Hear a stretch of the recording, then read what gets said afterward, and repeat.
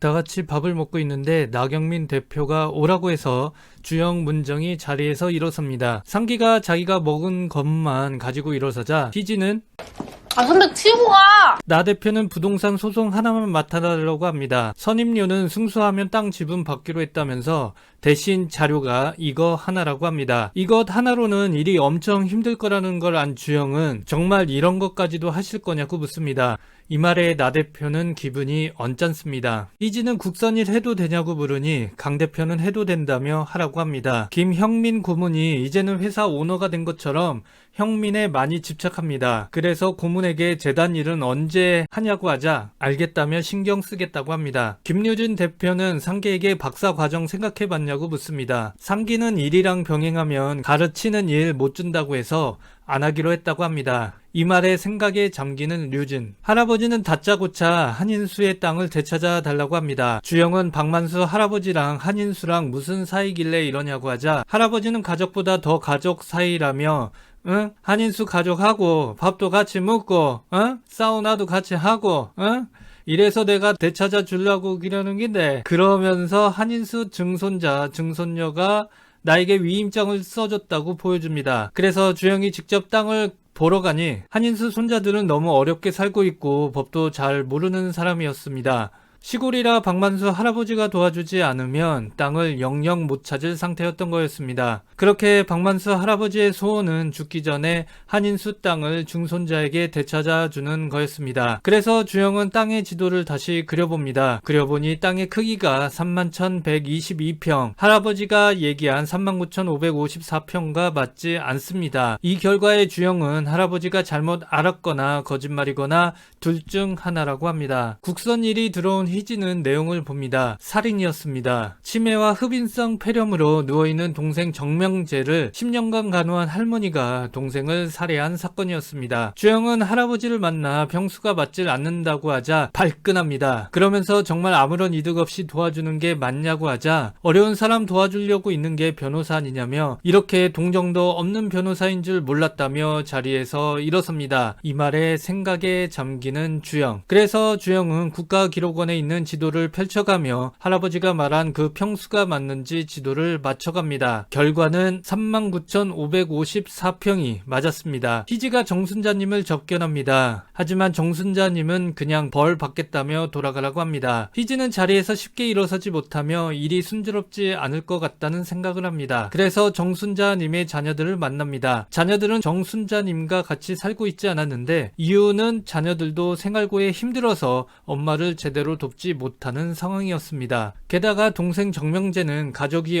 오직 누나 정순자님이 유일했습니다. 이 말을 들은 희진은 정순자님이 살고 계시던 집에 가봅니다. 거기서 수첩이 발견되고 동생을 간호한 일기를 보게 됩니다. 그리고 동생을 살해한 이유를 알게 됩니다. 이유는 정순자님이 암 말기가 됐는데 고칠 수 있는 돈도 없고 100% 고친다고 보기에 어려운데 자기가 먼저 죽고 동생이 살고 있다면 동생을 간호할 사람이 없기 때문이었습니다. 그래서 극단적인 선택을 했었습니다. 이 사실을 희지가 알자 정순자님은 내가 동생을 죽였다며 후회하며 눈물을 흘립니다. 한편 장수길이 또 사고를 쳤습니다. 수길은 술 조금 먹고 운전하다 사람 좀 툭 쳤는데 이지랄이라며 깔끔하게 무죄로 나오게끔 부탁한다고 합니다. 이후 장수길이 나가자 창원은 성유독 대표에게 한마디 합니다. 이 사건 안 맡겠다고 합니다. 어이가 없는 대표는 지금 뭐 하는 거냐고 하자 창원은 여기서 일을 그만두겠다고 합니다. 이 말에 창원을 노려보는 성유독 대표.